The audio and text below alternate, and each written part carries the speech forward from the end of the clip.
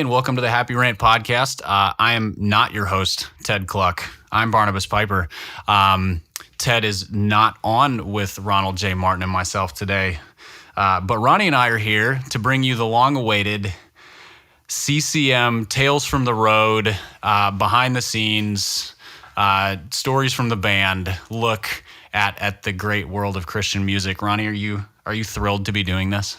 Oh, I mean, tell them about all the money that you're paying me for this to even happen. I mean, give them an idea of what that is. Well, tell them about all the money you made being a famous Christian musician. I think that's where to start. Is just, how did your life change when you got filthy rich from Christian music? You know, the money. Here's the thing. You know, because I dropped out of school early to do music, I don't even know how to count as high as the number of dollars that I made. So that's the rub. You know, that's the rub. And did they pay you did you ask for it in duffel bags of cash? Was it in did you have them just skip the paycheck, just bring me like live llamas and emus? Like what did you do to just handle this excessive wealth? I mean, it depends on the party. It depended on the level of decadence of which we wanted to derive it all from. But yeah, believe it or not, there's a lot of potential for bags of money. There was, at least within the CCM world. There's a lot of potential for lots of money. So I know that the joke is always, oh, there's no money, it's all $0. But it's actually almost the other way in a sense, and that's where things can be a little deceiving and tricky. Well, no, that's really interesting, and I know that. So for listeners, this is not a Ronnie untangling the knot of the Christian music industry. This is much more. We want to have fun picking apart Ronnie's music career, just literal stories from the road. So that's where we're going to go with this. But the point you just made is one that we might circle back around to it. So what success actually looked like. But let's start at the very beginning, because it's a very good place to start. And that is, how in the world did you get into the Christian music scene? Because it was a scene in the 90s. It was an epic industry of a scene. Well, I mean, it definitely became that way. So we came into it, my brother and I kind of came into it together, but we were teenagers in the 80s. And it was different in the 80s because what you would now, or what you would have considered as, you know, kind of the weirdo alternative bands that were doing something kind of left of center, that whole thing kind of originated in the 80s, and that was where we kind of cut our teeth. But we were just kids that were getting driven to concerts by our parents in our 8-passenger, you know, van, right? So mom would drop us off at a concert, which would be at a church, and then my brother and I would just hang out and watch bands. And then we would sort of get to know some of the people that were either in the band or, you know, related to the band in some capacity. And then what were some of these bands or concerts that stand out in your mind? So some of the bands of that era that paved the way, they were artists like Undercover and the Altar Boys and the Lifesavers and Daniel Amos. You know, bands that all came pretty distinctly from that particular like early 80s to mid 80s to late 80s era. And so it was really awesome, right? Because it was like this thing where you'd show up at a church, so safe environment, you know, and we weren't like crazy, unsafe kids. So, you know, mom and dad drop us off at the safe church environment, and we're just hanging out, and they're playing really loud music. And it's kind of all the stuff that you would have at like any normal, you know, kind of rock concert, with the exception of like, you know, drinking and drugs and you know, scantily clad women and so basically a boring concert is what you're describing. That's pretty much what I'm describing. Yeah. Okay. Yeah. I mean, that's my recollection of the Christian music industry in the 90s as well. Yeah, I mean, by the time the 90s came, they were trying to package it a little bit more raw and a little bit more, hey, look, we don't look any different than like if you were in a club right now doing this thing. And but back then it was just unapologetically, it just was absolutely just, you're in a church and there's a lot of guardrails, there's some caution there. And the bands are up there playing on the stage that, of course, the next day will be where, you know, the church band and the preacher is going to be at and all that kind of stuff. So was this the era? I mean, even up into, so I was a teenager in the 90s, few years behind. There was still a a fair amount of resistance to certain kinds of Christian music. Yes. So rock that was too heavy, anything that sounded even remotely like hip hop, that was all just that's devil music. And not by everybody, but there was resistance to it. So in the 80s, was that even more pronounced? Oh yeah, no, it absolutely was, but there were pockets of it that were really progressive. So because we were in Southern California, which really, to be honest, was the birthplace of all of this kind of music, there were pockets that were still really conservative, but there were a great number of churches, Calvary chapels in particular, that just were all in on it, right? So you could Right. literally do like a Calvary chapel circuit monthly and like see all of your favorite bands because they just opened up their doors. They booked these bands. They made these bands popular. They gave them their platform. They gave them their audience. And then here's the thing. Here's the thing that you got to know. So all of these concerts would culminate a couple of times a year because Knott's Berry Farm, which was this amusement park in SoCal, they would have these massive like Christian band nights. And by massive, I mean back in the day, there were like 10 or 12 bands. That's all there was. But all these bands would play these nights and they'd get just thousands of people, all the churches coming in, feeding into these amusement parks. And you'd get to see all of your bands kind of with all the lights and the fog and, kind of in that environment that you really didn't see them in when they played churches. But it was super fun. It was super fun. So that really informed us. And that made my brother and I say, no, this is what we want to do. This is what we have to do. All right, so this is what you want to do and this is what you have to do. How did you, I mean, obviously you can play music and make music whenever you want as a high school kid. When did you start getting into the performing side of things? So you would go play a gig. What was your first gig? Oh, dude. So the first gig was at my school's junior high banquet. I was in high school. My brother was in high school. We're just a couple years apart. And I think I was a junior in high school. This was the late 80s. And so we kind of got our stuff together and we got prepared. And I went to the I went to the teacher that booked the junior high banquet, whatever it was. And they asked us if we would play it, and we did. And it was the first gig. It was the first gala. And what kind of music were you playing then? So back then it was, so we were doing electronic music, but it was very much like this was the 80s. So it was very much like a Pet Shop Boys meets Depeche Mode kind of a thing. So it's like my brother behind like a bank of like keyboards and synths, Right. and then me like singing a vocal. And it was wondrously horrible. So. Are there recordings that survive from that era? Well, okay, so there were probably no live recordings, but so this was the era where you would have to go into a studio because it was a little before everybody had home studios, right? So you would have to go into a studio, you'd have to pay kind of a large sum of money to have somebody make a really bad recording for you. So there's a lot of those things that are in existence that we actually have a label that's getting ready to release some of that stuff right now in the next few really? months. Yeah, all the early stuff. Call like Ronnie's Really Bad Recordings or something? Yeah, I mean it should be. That's what it should be called.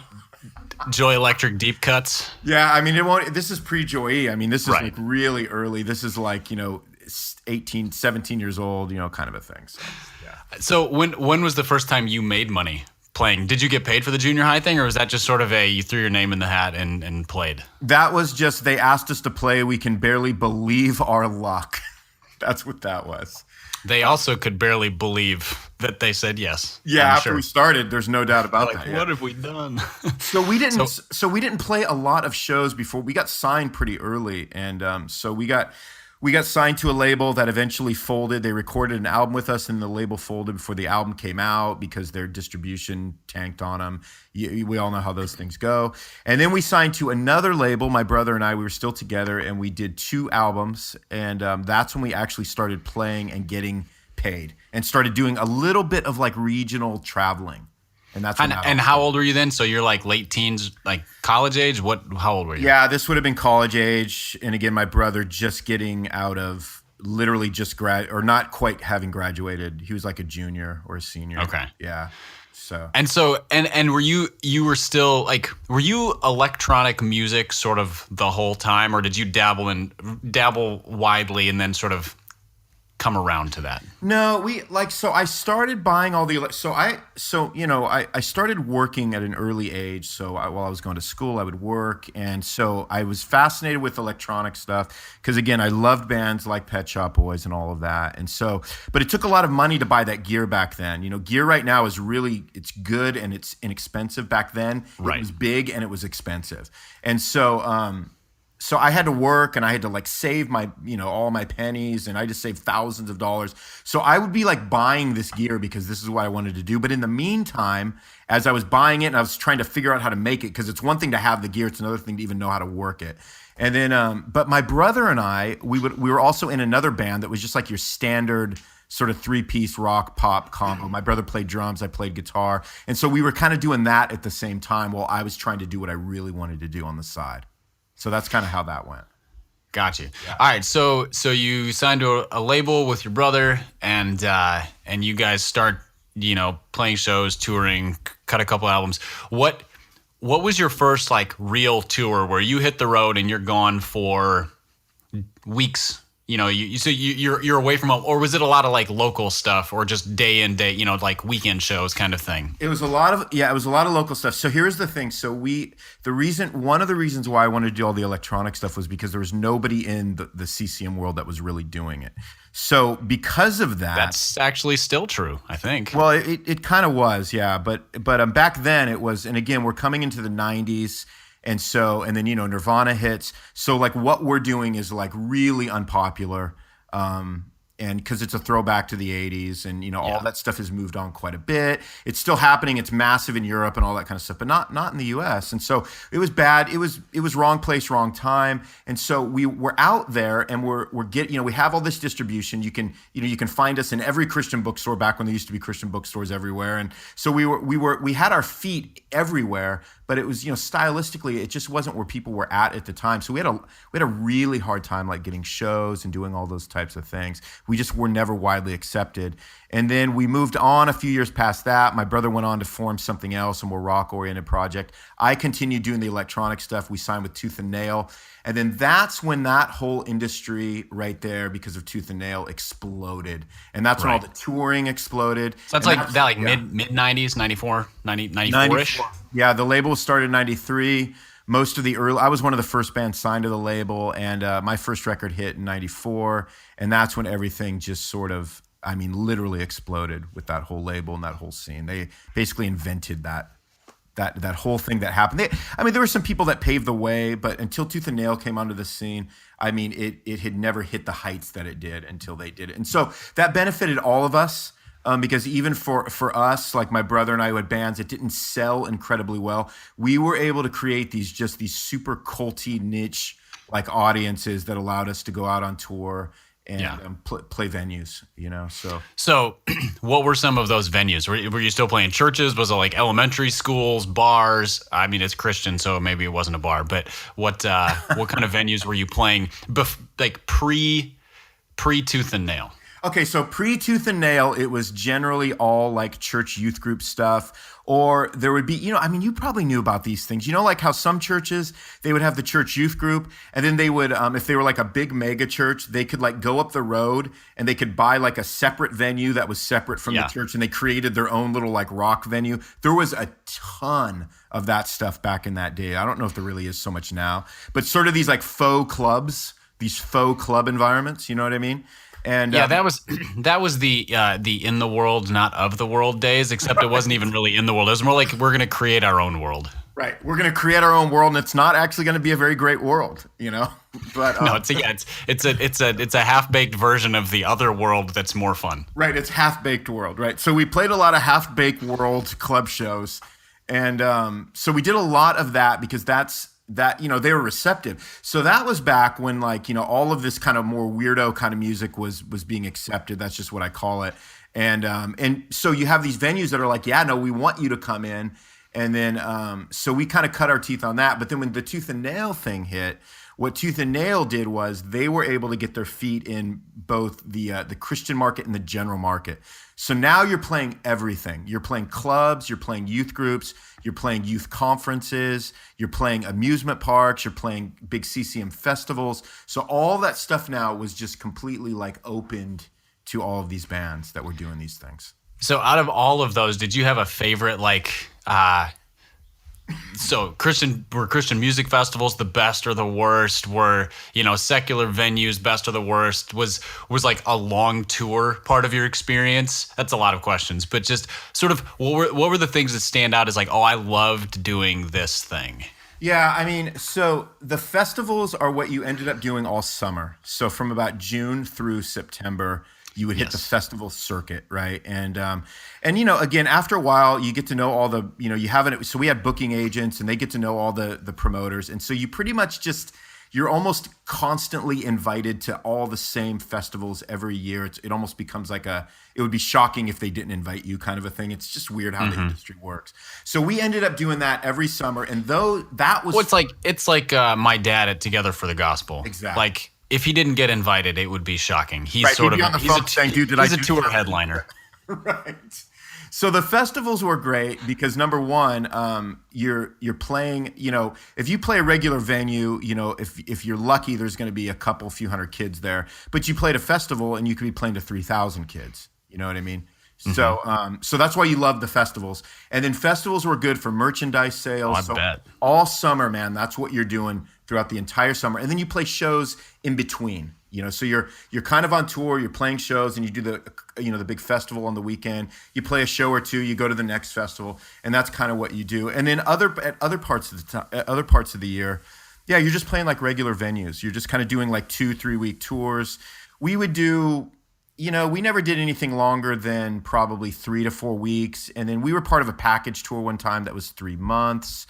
And so the whole time I'm trying to balance this with the fact that I have a daughter and I have a wife, and I want to keep my daughter and my wife. I was one of the Right. few people that actually wanted to maintain a marriage and and a relationship with my daughter. So it was tough. So that was all hard stuff for Right. sure. Yeah. So when you're at a festival, so I went to one or two music festivals in my high school days. Ah, There was a period of time where I was very embarrassed by this and would never admit to it, and now I look back and I'm just gonna own it. Like the OC Supertones and Newsboys and Audio right. Adrenaline and DC Talk and all of them. They were all part of my youth third day. So, Yeah. what were the accommodations like for you then? Were you staying on a tour bus? Did they put you up in a hotel? Were you like a tent dweller? Where did they put you up at a festival? Yeah, so what most people don't know, like if you go, okay, this is what's so funny. If you go on a general market tour, okay, in other words, you're just a band. Like we'll use the most common phrase. If you're a secular band, okay, and you're just going around the country and you're touring venues, I mean, the venue doesn't do anything for you, right? The venue is like you come up and play, you get either a guarantee or you get a portion of the ticket price. And so if you can pack out a venue, you're going to do great. It's all down to who you are and the platform you have and the fan base you have. Now, what was so crazy was in the Christian market, it's totally different. Like the contracts that you gave promoters were like crazy. Like they had to put you up in a nice hotel, they had to provide dinner, they had to provide this. So it's like all this stuff that promoters had to provide you with. So yeah, you go to these things and they'd put you up in these really nice, hotels, and you'd get kind of this great treatment, right? I mean, I wouldn't say it was like rock star treatment, but in some ways it kind of was. Because really, if you did a general market tour, they would look at you like you'd talk to people, you talk to friends who only did general market tours, and they would ask about this other world you were in. And when you when you described it to them, they were like, "You're kidding, right? I mean, who do they think you like? Like who do they think you are, Bono?" It'd be like that kind of a thing. Venue where they would book bands to play. I mean, technically speaking, right? Like Willow Creek has almost an unlimited budget for that, right? Like they're bringing the band in as a way to do what they would probably call like outreach. So they have a budget to spend on that. So their whole thing is not really about making money. Their whole thing is about spending the budget that they already have in place to book the band to do the function that they booked them to do because they have an outreach budget. So in the general market, I mean, dude, you're talking about a dude that owns a club. Like it's not his outreach budget. So he's coming in, he makes his money from the sales that the band brings in from their fan base, and then he gives a cut to the band, and that's just how he stays in business. I want to throw some bests and worsts at you. So just highlights and lowlights of your time on the road in CCM. So is do you have any particular memories of like a standout concert or a standout venue that you're like every time we got to go play there or play for that crowd, play in that location, that building? Like for country musicians, playing the Ryman is Yeah. it's like the peak thing. It's like the Wrigley Field of country music. That probably doesn't mean anything to you on either front because you don't like country or baseball. But it was any standout venues, concerts, anything like that. Well, let me just qualify what you just said because I like baseball a lot more than I like country. So, So you are American in at least one way. That's good. yeah, I like pie, and I'm indifferent to whether your car is a Chevrolet or not, so I don't really care about that. So, And how do you feel about hot dogs? you know what? I would a Hebrew National works any day for me with a lot of mustard.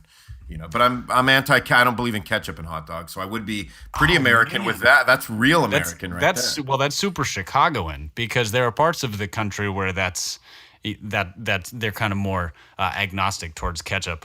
Right, I'm a ketchup agnostic. I'm totally fine with it. Oh, you are weird. All right. I don't understand the religious fervor against ketchup on hot dogs. It's not that. It's just that when you have a hot dog, you're looking for that bitter mustard taste. When you have a burger, you want that sweet ketchup taste, right? Okay, like that. See, that's the best explanation I've ever heard. Whereas a Chicagoan is just a pure legalist about it, where they wouldn't know why, other than just like that's not what we do here. So, Right. It's just tradition, but it has not. I just care about the taste. It's all taste driven, so that's yes. Well, and that's and you are a man of good taste, so that makes sense. What a nice thing to say, Pipe. I appreciate that. So yeah, so good, man. Good and bad. Gosh, it's really hard. It's hard to think back on some of these venues. What was it really interesting was that you played a lot of venues that may have lasted like 1 or 2 years, and then they went out of business. Was that because they were like specific to Christian music and they just couldn't support themselves, or what kind of? Yeah, what was the reason behind that? A lot of it was because a lot of it was again, I think we talked about this earlier, but a lot of it was church supported. And what would happen is a lot of times churches would shift their ministry focus. And so they would say, well, that thing that we did with the bands, like we're not doing that anymore. That's something we've been doing for 10 years, or it's something that we resurrected and it's just turned out to be a nightmare. We've had a bunch of legality issues or the with it. person who cut the big check in the offering plate left to go to the mega church down the road, and so they had to take the ministry in a different direction. I actually think that's legitimate because I think there would be people that would have a heart for that at certain churches, and then as soon as they said, we don't really want to invest any more budget money into it, because it's not really. It's like anything at a church. If you really aren't seeing sort of the return of investment, you're not really seeing lives impacted in those kinds of ways, then a lot of churches would just back out. So there were venues that were sort of funded with that, and some of these venues could be really nice. So they poured millions of dollars. I was thinking there was this one venue in actually in your neck of the woods in Minneapolis that we played a couple of times. I think it was called like Third Avenue. I think I got that wrong. First Avenue. Third Street, it was something like that, but it was like one of these venues where it was kind of like Hard Rock Cafe, where it was like it was a great venue, like just killer sound.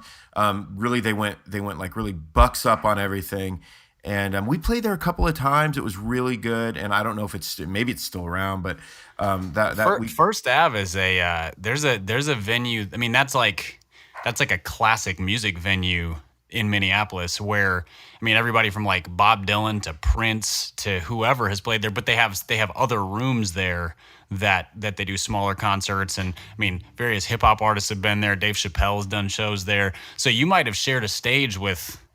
Yeah, I don't think it was that. Stages. Yeah, it was pretty. Yeah, it was definitely like a church oriented venue. And, nope, not this one. Yeah. And it was like right, and it was like I'm thinking like between 2005 and 2007.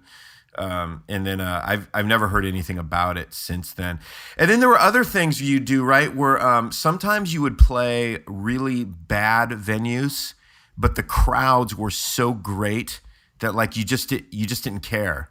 So it's like it was what made a great crowd? Well, so what made a great crowd was number one that there was a crowd. Okay, so that always helped. Baseline, that's good. Right. So there was just, you would have it would be a smaller venue, and so if you even had between 100 and 200 people there, it was just jammed. So though, there's a lot of energy, and decent sound system. That always made a good venue. So like you needed to have some wattage. You needed there to be some Right. investment in a good sound system, so that no matter what, like, it was still, you were represented well. Your sound was, at least, and so that always had a big part of it. And good monitoring, so that when you're up on stage, you can really hear what's going on and you can feel it, in your chest. And again, there would just be certain venues you'd play in certain parts of the countries for us where we just happened to be a little more popular. We sold, a few more records. And every time we'd go there, there would just be a great crowd, and it was just super fun. And so, but again, it didn't have to be a really nice venue. It could be a total hole in the wall. But it just, the crowd was so great, the system was great, and you always walked away just having felt like you were represented well. You could do your best. So it was cool. What parts of the country, you said you go different places where you just sort of had like these pockets of fandom? Any of those that stand out, that where you're like, oh, Pittsburgh, or being that you consistently go back to Pittsburgh, I don't know, Oviedo, Florida. I'm just throwing out random towns. Where were those pockets of fandom? Yeah, so I'm just off the top of my head. Yeah, we always did pretty well in Pennsylvania. We did really well in Ohio. Big with the Amish. Big with the Amish, absolutely. Yeah, they love electronic music. They do. It's big. It's big. It's no doubt. I mean, they got to find a way to like plug something in to listen to it. But other than that, yeah. But no, yeah. So Ohio, Pennsylvania, man, we did a lot of stuff in. Kansas City was always a really good city for us. A lot of Texas stuff. Back and Texas was like good or bad. It's kind of like Texas, right? You don't know. It's good. It's good. It's bad. I don't know. And yeah, it's a love hate thing for sure. Pacific Northwest, because our label was based in Seattle. We always did pretty good in Seattle and Portland. And so, just, I don't know. So, and then there were markets that we should have done well in that we never did well in, like Florida. And, all of our friends would be like, oh, Florida's awesome. We pack out these venues, and we're like, yeah, we had, 34 people there last month. And so it was like that kind of a thing where it was hard to tell. But so we would have like unique little areas where we did really well in. For some reason, we could never Florida figure it out. strikes me as an incredibly mainstream place. Yeah, it was. Like when it comes to these, so when you talk about friends selling it out, like, yeah, I kind of picture like your mainstream CCM kind of stuff doing well there. But you guys were, I mean, I don't know if underground is the right term, but definitely sort of non-mainstream in your music. So you think that was part of it?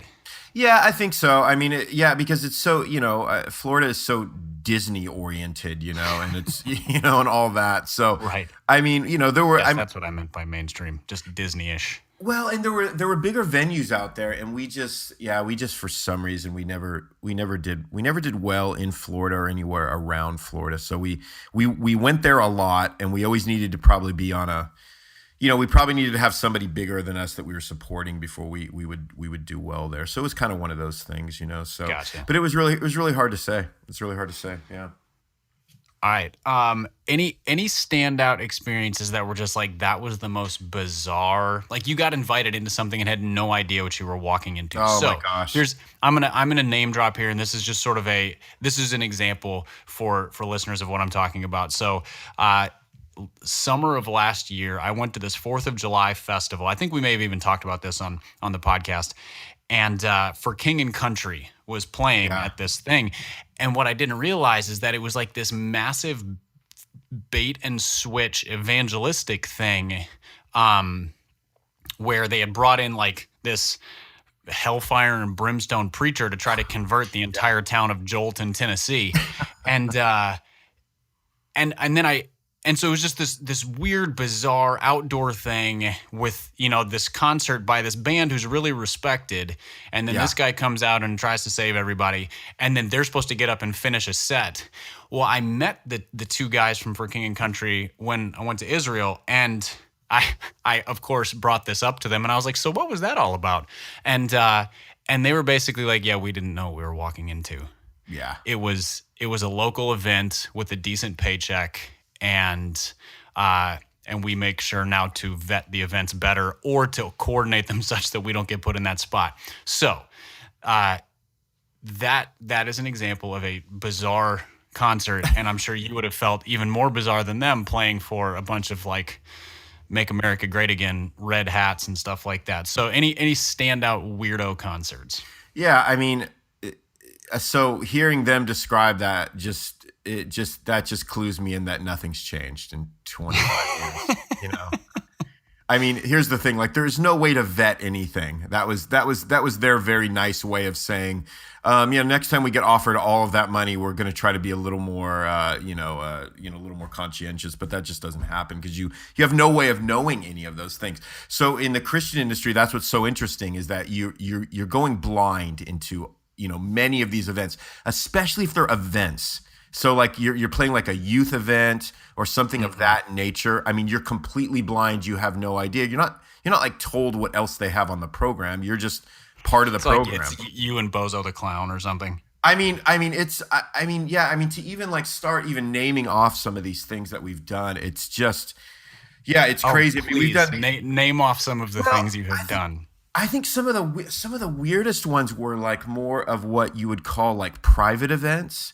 To where, and these were ones where you'd get contacted by, I remember this one event, we did, it was like a private birthday party for somebody. I have no recollection. And Ronnie does bar mitzvahs. Yeah, I mean, almost, right? Where they just, they say, hey, my son or my daughter, said it was their dream when they turned 18 to see you live or, whatever. And, they probably do offer you, a nice package to come out and do all of these things. Right. And, so you go and you play for like 7 people and, you get there, you fly there, you play a very short set and then you leave and it's like you were never there and you're like, what did we just do? And that's like, that's how it would feel. You know what I mean? You just do these super, super bizarre things. I remember we did this. I remember I got booked to do just an acoustic set one time for a wedding.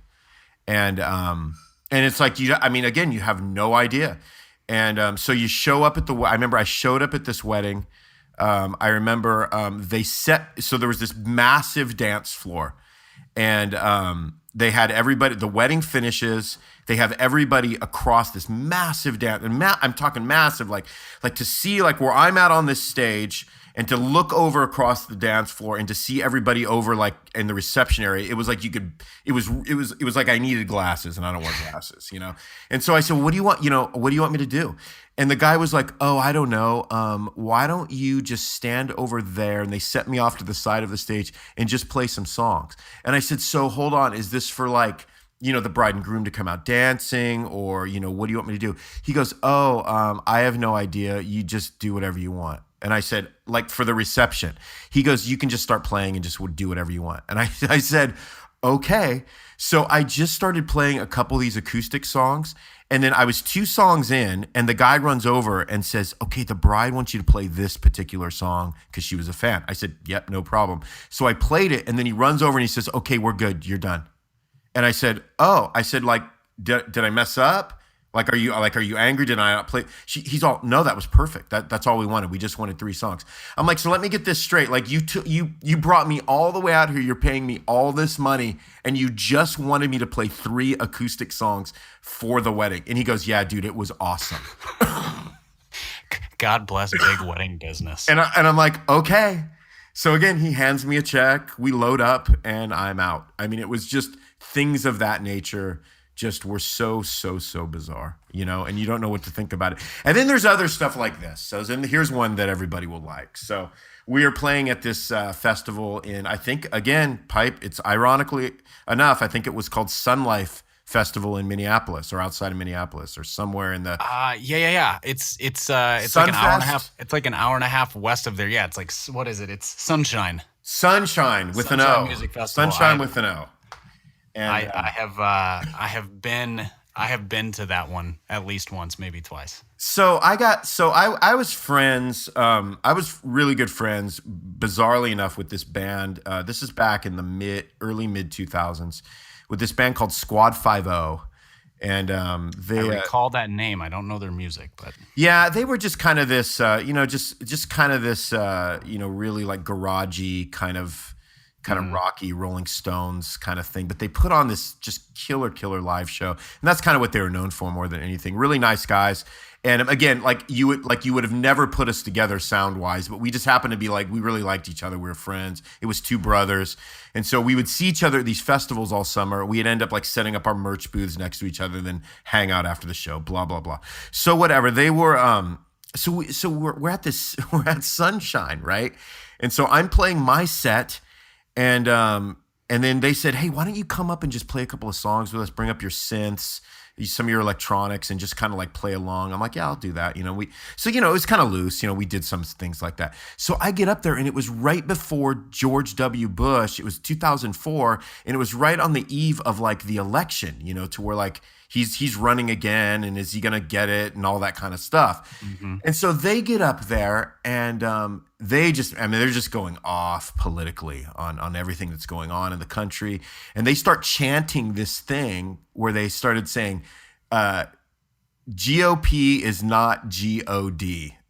so that sounds like the most Christian music festival thing I can imagine. Well, except for like for them, like that was real out on a limb, man, because like Right. you don't say GOP is not God because clearly GOP is God, right? Yeah, clearly. Clearly, we all know that, right? But so they're chanting this, and they get this crowd just going and going, and somehow I'm up there while all this is going on. I'm not political. I literally could care less, and it turns out that they end up getting banned from the fest. They get kicked out, and I'm a part of it since since I'm playing with Squad. Joy Electric was a part of GOP is not God, and I never get asked back to the festival. So I just got sort of caught up into all of their political maneuvering, and to this day I've never been asked back to Sunshine Fest. So, Would you accept the invitation if it was offered? well, right now, I do Happy Rant for a living now, so that's. When this is big business, that can't hold a candle to it. Playing for a bunch of tent dwellers outside a high school in Minnesota just doesn't hold a candle. Well, it was weird because I just thought, I never had any proof of it, but I thought, you know what? It has to be because of that, because it's like the only festival we never got asked back to again. You know what I mean? And it was just so. It was a bummer because it was a really good show and all that kind of stuff. And I thought, oh, Squad 5-0, you guys just messed me up for life at that one. Yeah, I went to that one probably.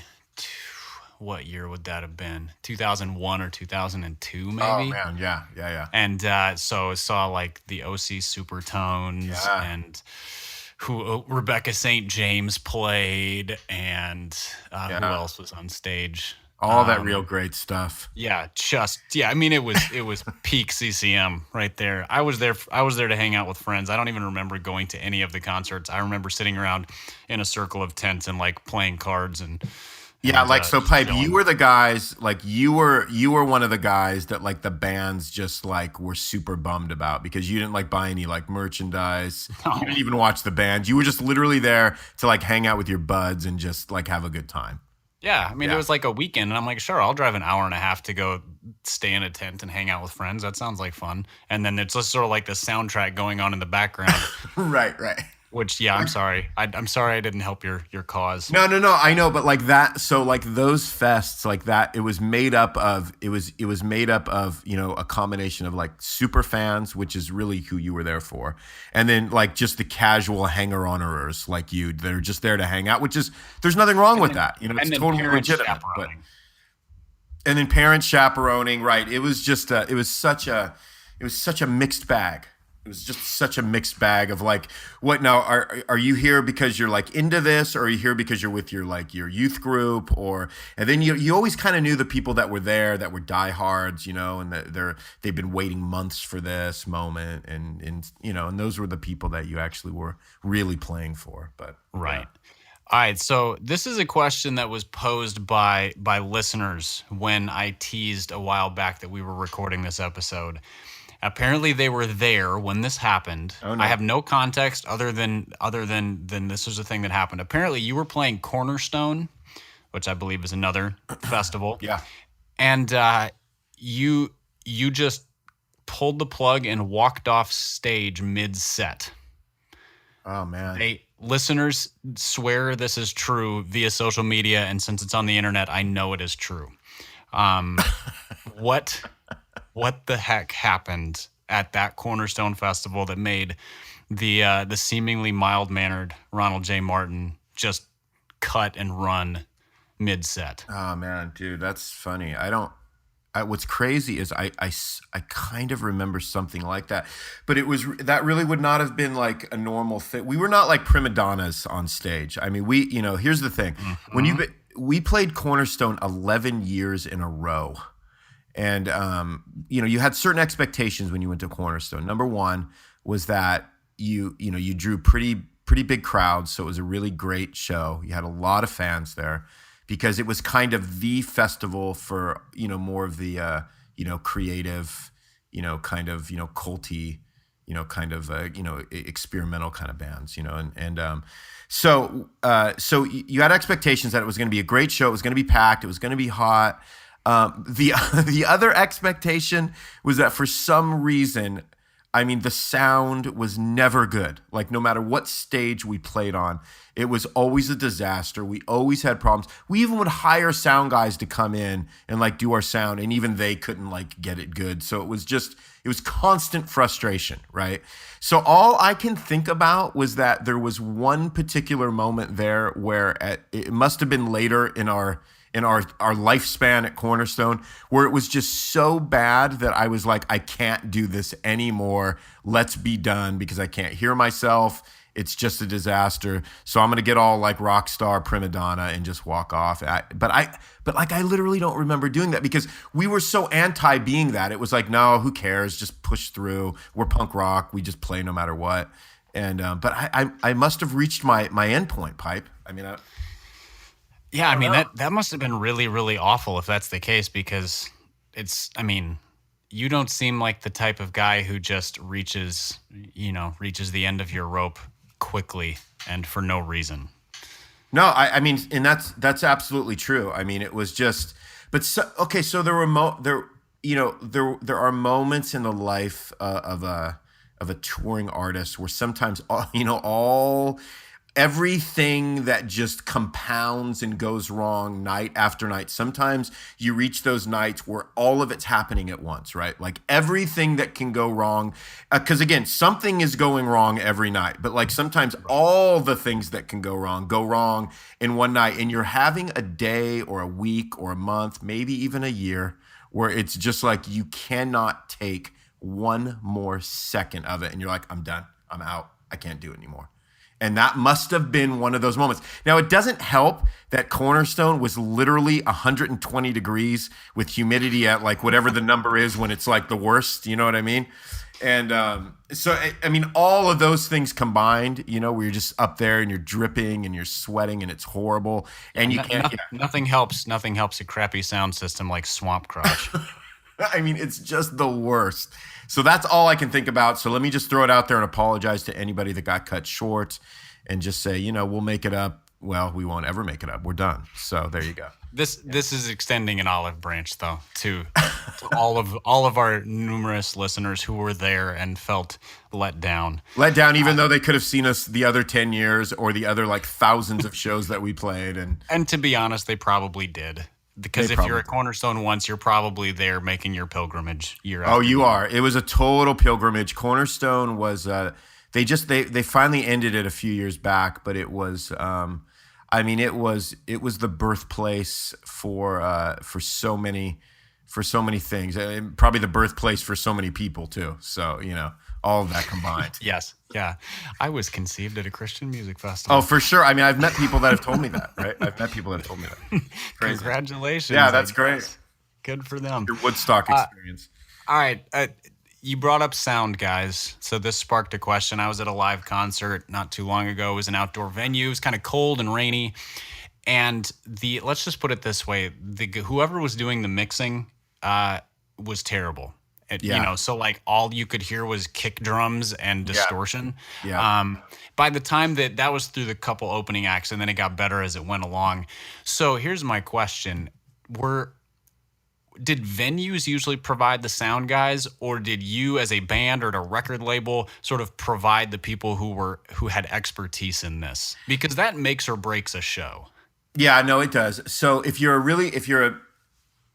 know, if you're a really big band, you usually have your own sound guy. We were, we were not, a million selling band, so we didn't really. There was I think there was a couple of tours where we had somebody that did that for us, and they were able to do a good job. But it's a lot of it's a combination between the sound system and the sound man. Now the cliche with sound guys is, again, you're usually dealing with a guy that is like this ex like heavy metal dude that used to do sound for like I don't know, Tesla back in the 80s or one of those kinds of bands, so All of them. For all that of one them, band. right? So the cliche is like it's always that guy. Like I don't know why those guys always become sound guys. But so for us, now you got to understand, like for us, we had a lot of like backing tracks.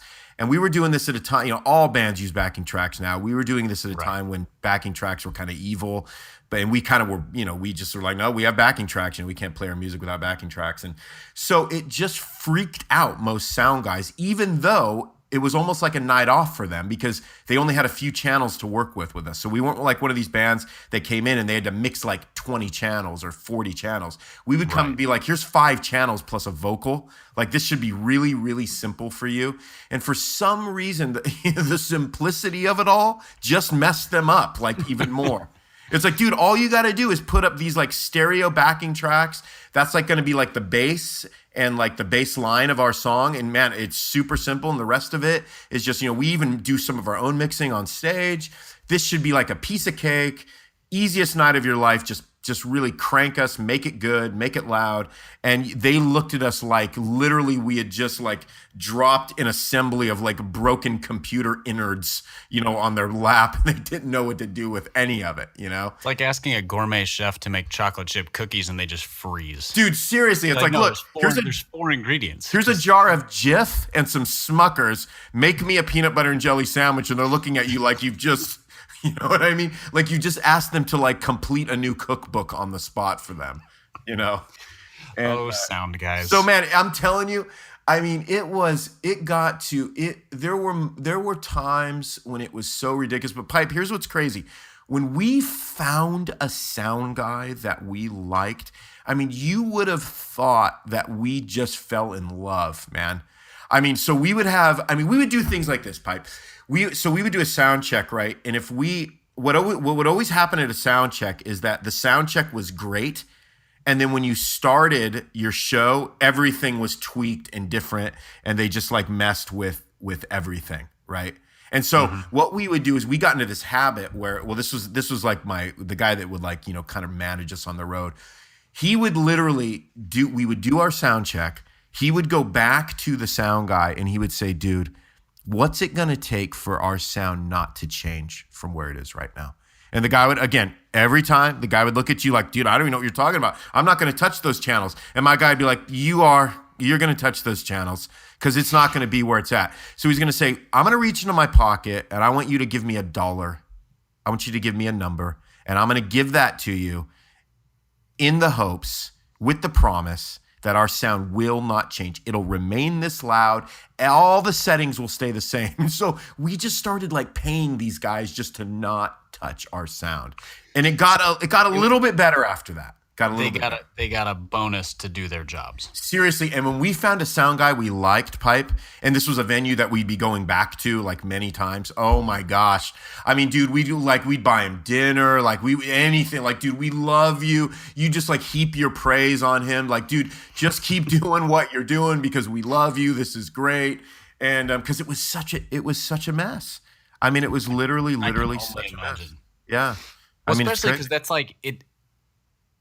Anybody who speaks has had the situation where like you get a crappy cordless mic or whatever, or the over-the-ear mic, but that's not that big of a deal because you can always swap that out. There's no sound mixing. It's just a voice. Yep. But when audio quality is the entirety of your livelihood, Yeah. that's a somewhat large deal. Yeah, it's bad. And so, yeah, so that would be, so when the sound was bad, it would be one of those things where it's like, all right, everything feels like it's going wrong. But Pipe, I'm just going to let you on a couple of other things, man. There were some other things that went wrong. So here's a couple of things that I think you and the listeners will appreciate. So there was this one show where we're playing a song, and in between like the songs, right? You were queuing up other. Again, we have backing tracks, so it took us a minute. We had to queue things up, and this guy kept like yelling out, like, I want to, play this song, play this song. And so here's the thing, like we couldn't play that song, like we didn't have, like we're not a live band, so we can't just bust into any song that we wanted to. It would have to be a song that we have, you know what I mean? And so he kept saying, play this song, and it was some like older, obscure song that like we're not playing. And so at some point I just said, I was like, dude, I'm like, man, I'm so sorry. We would totally play that, but we don't have it. And so again, we really appreciate the support, but we can't. We literally can't play it. We literally don't have it. We don't possess it. And so we start into the next song, and I'm like leaning down kind of over the stage, and the guy like makes his way up and just totally spits like right in my face, just all of it, like in my eyes, on my nose, all of it like coming down me. Yeah. Oh, that was there like security there to remove him or Yeah, anything? they literally, security caught it. They grabbed him, they pulled it out, and he's just like, cussing me out as they're dragging him towards the door. And I'm like, oh my gosh, And then so we finished the show, and we walked backstage, and I caught like a glimpse of him like lingering, the little door that like kind of gets you backstage. And he's just kind of peeking through, and I looked at him. I said, "Dude, what was that?" I'm like, "What was that?" And he goes, "Why didn't you play the song I asked?" I go, "Dude, I told you, like we're not like a live band. Like if we don't have the song, like we don't just get up there and we're not the Grateful Dead, brother. Like we don't just start jamming on this stuff. Yeah." I go, "So if we don't have it, we don't have it, And he goes, "You're lying." I go, "Oh my gosh." I go, "So you spit at me?" So anyway, so that was just one of those great moment. Here's another great moment. So we had this guy write us before we were flying out to do this show, this particular venue, and this was one of these super weird ones where you just don't even know how to explain it. This happened more often than I care to admit, but we had this guy, like he sent this. We got to the venue, and we're backstage, and he sent this note, this request, and he said this. He said, "Hey." He goes, I have blood, and I've put it into necklace form, and I would like you to wear it around your neck while you play tonight. Wait, Will you you guys say do this that? happened more than you would care to admit? I No, mean, no, no, no. I'm saying things of this like bizarro kind of nature. okay. Not I this mean, exact. I was gonna say, what was this like? You had like a blood cult that was a big fan, or This what? this guy was probably a little on the gothy end of things, So A little. yeah. So he literally he had made this, and so obviously I said, "No, I'm not wearing your blood around my neck after the show." During the show. You're no fun. Yeah, I know. I wasn't real fun that night. But so after the show, he shows me like this necklace thing where he like inserted his own blood into this necklace thing that he made, and he wanted me to wear it because it would like mean so much to him. And so that was one of those super bizarro like moments where you just go, oh my gosh, like why am I doing this? Like I just want to play my songs. Why am I having discussions about like a guy wearing his blood around my neck and all that kind of stuff. And then there were other times where you would get like, I remember there was this time there was literally this girl, she was drunk, right after I finished the show. It was up in LA, and my wife's there with me, and it was right before we left on a 3-month tour. And it was a girl, and she was the friend of like this fan that we had from LA, and he was this really nice guy, and he was this really devoted fan, just like went to every show, like just was really loved us, really great guy. And I guess it was a friend of his, and she literally attacked me in front of my wife. And Like violent attack, or like trying to make out with you attack? yeah, kind of both. And it felt violent. And I literally had to like push her, like literally, it was like a suction cup, right? I literally had to like push her off me. And so again, my wife is right there. and it's like none of it's going good, right? And none of it's going Right. good in the moment. Yeah, and I've met your wife, and she's really really nice, but yeah. I she doesn't seem like the type who would just sort of stand by and like, haha, that's so funny. No, no, she wasn't. But like, but yeah, but the whole thing happened like it was so shocking because again we're not the Beatles. It's not A Hard Day's Night. We're not Bieber. We don't have like throngs of people coming after us. So it was just this really weird thing. And then so this the guy, the fan, comes up and he like kind of breaks it up, and he's just so apologetic. He's like, "Oh my dude, I'm so sorry. She's really drunk. I'm so sorry." And he just kept saying how sorry he was. And I never saw this guy come to a show again after that. And he was just this really, really like faithful, ardent fan. But just stuff like that would happen on occasion. That was like it would just take you by storm and by surprise. And it was just one of those. It was those things where you just go, I don't like. Why are we even doing this? We're just calling into question everything you're doing.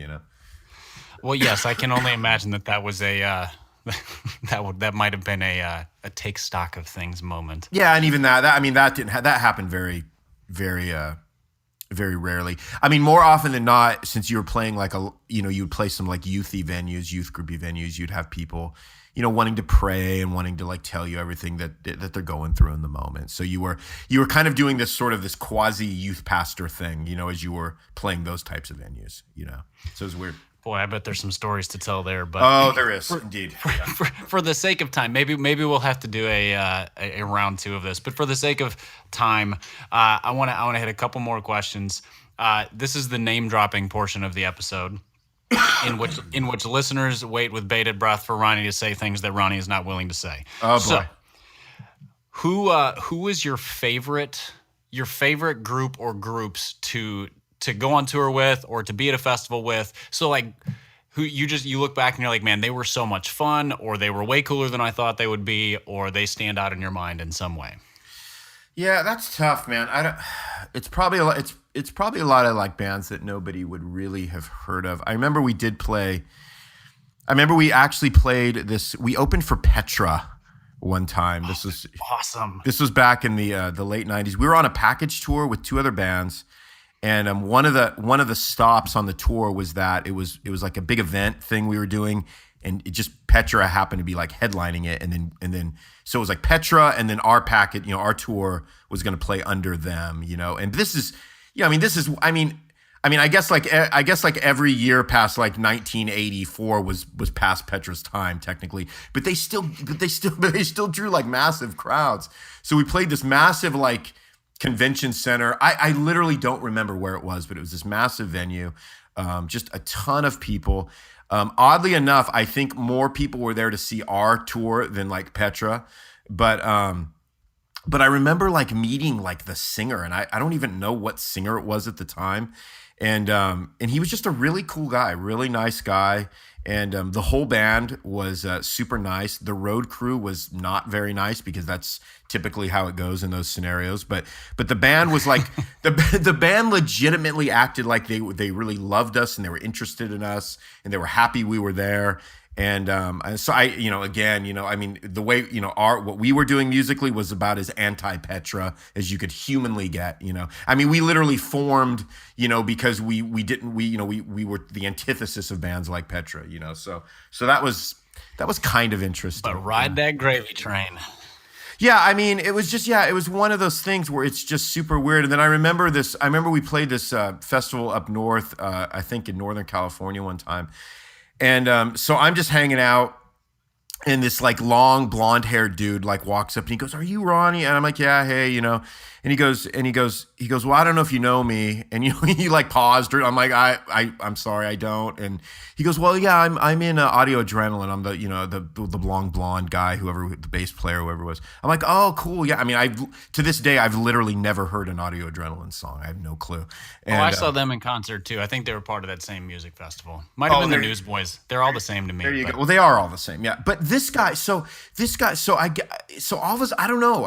He was. I didn't get the sense that he was like a fan or anything, but he was talking to me like he was a fan. And then before I know it, like he's literally like loading all of our gear onto the stage, and he's like helping the sound guy, and he's like getting everything in place. I'm like, dude, what like what are like what are you doing right now? Like why are you literally our road crew right now? You know what I mean? And but again, a super nice guy. And then he ends up calling me 5 days later. I didn't give him my number. He just got my number. He calls me 5 days later and he said, "Hey, we are we're actually, we just sort of created a new like label and we're wondering like what you're doing and if that might be something that would interest you." I'm like, "No, I already got I'm already signed, like I'm not." And so I don't know, it was just one of those weird things where these guys that were kind of these like big like 100,000 million unit sellers, in the industry, like you collide with them and you realize how small the industry is because we're Right. clearly not on their level, but they're aware of you because you have, at the end of the day, you have more credibility because you kind of have this thing that they don't have, but then they have all this other thing you don't have, which is called money. And so it was Sales. and sales, right? Yeah. So that kind of stuff was kind of fun.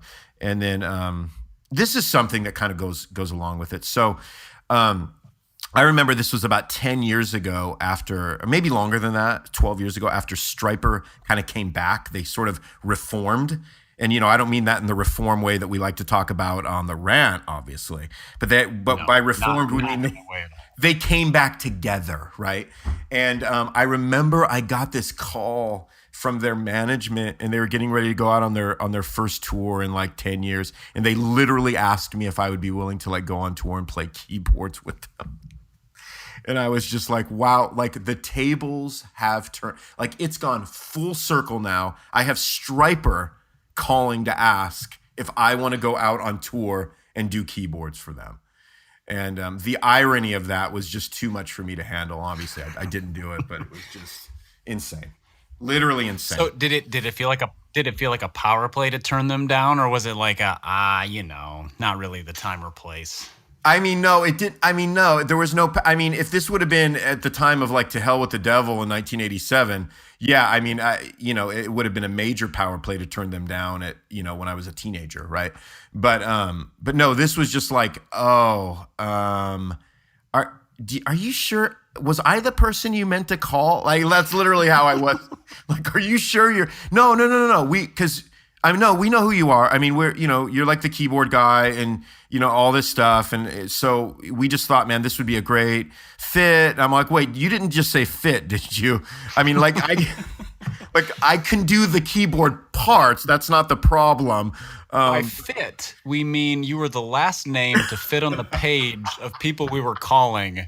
And so we've tried everybody else and you're the perfect fit. That is exactly what it must have been. Yeah, absolutely. So yeah, that one, I forget it. My wife actually just reminded me about that one. Remember that time Striper asked you to go on tour with them?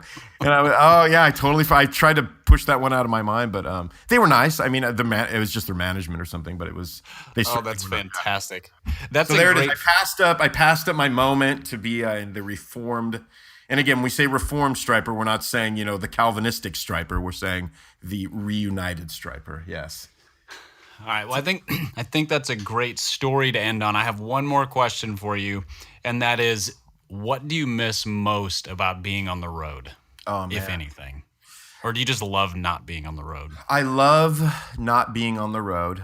I do love not being on the road. I mean, you're obviously well traveled because every time we record a podcast, you're just getting back from some exotic middle America location. Yeah, I'm really but not, but I like that you guys think that. But different sort of on the road. yeah, there was, I think there's some aspects of it are fun in the sense that, it's, there's just something, there's kind of an escapist quality to it where you're just kind of out and you kind of don't have to think about, regular life. You don't have to engage in, kind of the day to day, and you're just kind of out doing something that you love to do. And everything else freezes around you because that's really all you can do is just, play the show, travel to the town, kind of cruise around the city. So there's a part of that was kind of fun in that aspect, in that regard. But I think all of the other things that go along with that, I think makes it to where I think when you're when you're true, some guys just love to be on the road forever. I actually understand that. But I think for me, it was a real relief when it was just sort of this acknowledgement that, yeah, I'm kind of done with that now. But at the same time, I don't mind, going out and doing speaking gigs. I still like doing that. There's an enjoyment to that because it's so much more simple. Yeah. And so much easier just to show up and like speak at a thing, at a conference or whatever it is. And so that's fun because it's like you don't have all the gear and all the complications and the merchandise and the bad sound and yeah, it's just right. Yeah. Well, I'm sure we could go on, and I'm sure listeners will clamor for another episode of this. But we have talked for well over an hour about Tales from the Road on CCM, which means I think we have wandered to and far and to and fro, and now is probably the time to say, Rachel the Held Evans. The Happy Rant is brought to you by Resonate Recordings. Resonate has helped us with our editing and mastering pretty much from the beginning of the podcast. If you go to resonaterecordings.com, you can see the full range of services they offer. So if you're considering starting a podcast, they are the ones we recommend going with. Mark and Jake do a fantastic and timely job with all sorts of podcast services. Again, go to resonaterecordings.com to see their prices, to connect with them and ask any questions, and to see what they can do to help you launch, edit, master, and improve your podcast.